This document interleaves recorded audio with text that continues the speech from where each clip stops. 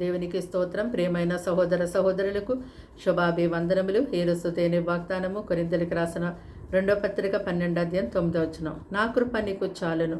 చూడండి, ఈ యొక్క మాటల్ని దేవాది దేవుడు పరిశుద్ధుడైనటువంటి ప్రభు దైవజనుడైనటువంటి పౌలు గారితో మాట్లాడుతున్నారు. పౌలు గారు తన శరీరంలో అనారోగ్యాన్ని కలిగి ఉన్నారు.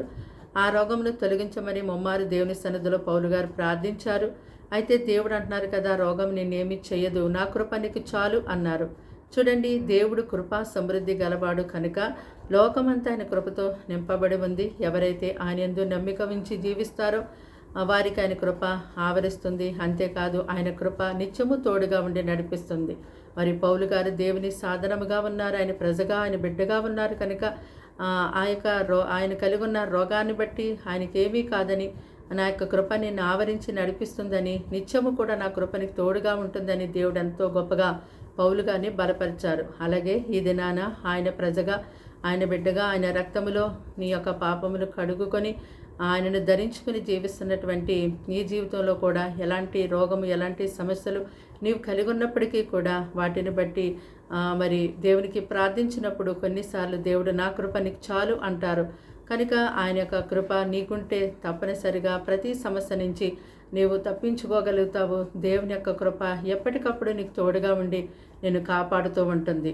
అయితే దేవుడు అహంకారులను ఎదిరించి దీనులకు కృప అనుగ్రహించేవాడై ఉన్నాడు కనుక ప్రతిరోజు కూడా దేవుని కృప కొరకు మనం వేడుకునే వారిగా ఉండాలి. దేవుని యొద్ద మాత్రమే దొరికే ఆయన కృప కొరకు నీవు ప్రార్థించి అడిగినప్పుడు సమృద్ధిగా దేవుడు ఆయన కృపను నీకు అనుగ్రహిస్తారు.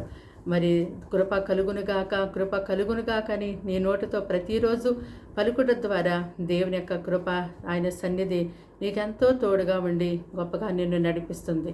ప్రార్థన. దేవానికి వందనములు, స్తోత్రాలు, స్తుతులు చెల్లిస్తాం తండ్రి. ఈ మాటలు వింటున్నా నీ బిడ్డల్ని మీ రక్తంతో కడిగి ముట్టి స్వస్థపరిచి బలపరచండి. వారికి వారింటి వారికి నీ రక్షణ దయచండి. నీ కృప లేక అనేక మంది నశించిపోతున్నారు ప్రభా. నీ కృప చేతనే ఇప్పటి వరకు ఈ రీతిగా జీవిస్తూ ఉన్నాం. నీ కృప లేకపోతే ఒక్క క్షణము జీవించలేము తండ్రి. నీ కృప కొరకు ప్రతిరోజు నీ సన్నిధిలో ప్రార్థించే వారిగా నీ ప్రజలు లేవనెత్తండి. వారి కుటుంబాన్ని కృపతో నింపి కాపాడండి. వారికి నీ కృప కలిగి చేయండి.